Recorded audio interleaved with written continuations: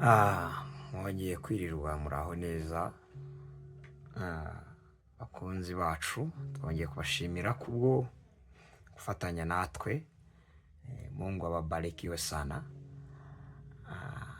Hanyuma hari agasebeni koroshye cyane rwose, ariko karyoshye kugacuranga akenshi nka kiriya gihe abantu bari gusimbuka.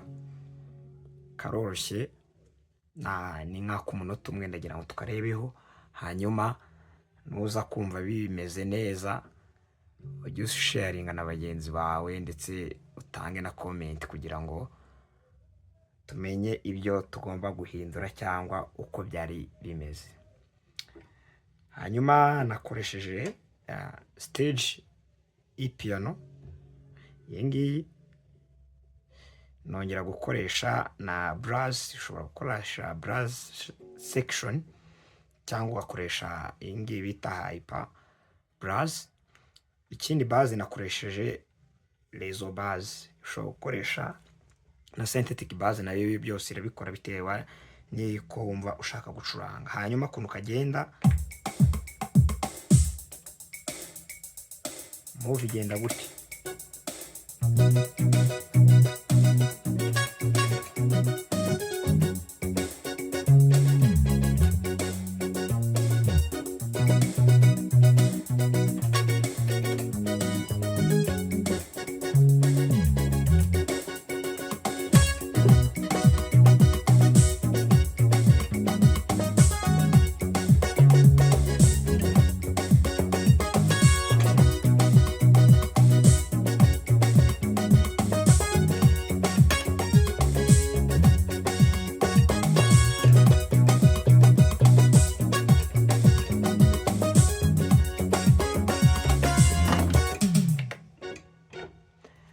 Nako ngako rero turaza kugakoraho gatoya.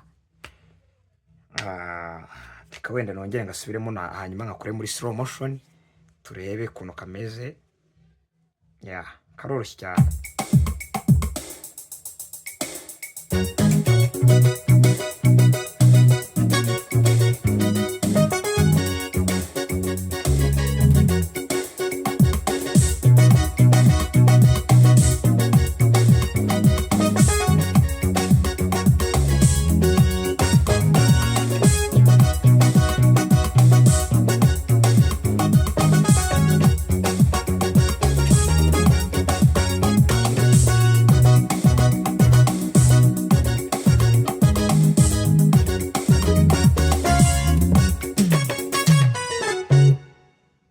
Hanyuma karagenda, ushaka wagira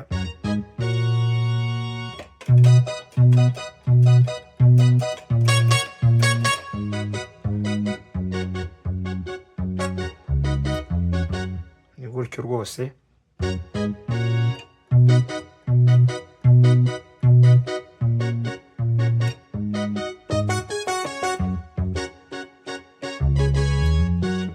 Biterwa na ending cyangwa terminal ukoresha. Ushobora gukoresha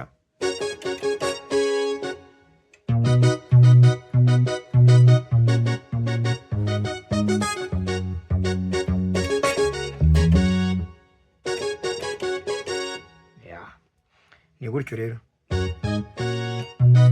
Kane wasubira kuri imwe hano, baza ugafata hano,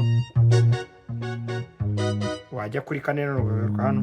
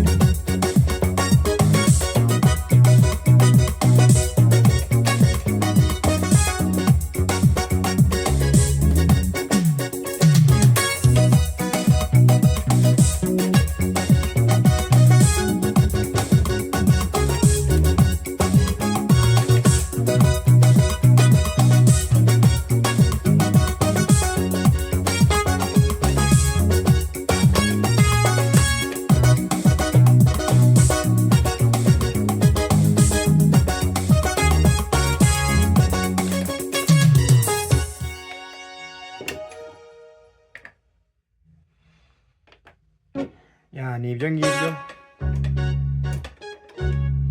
Imana ibahe umugisha kandi mukomeze dufatanye muri byose. Thank you so much. God bless you.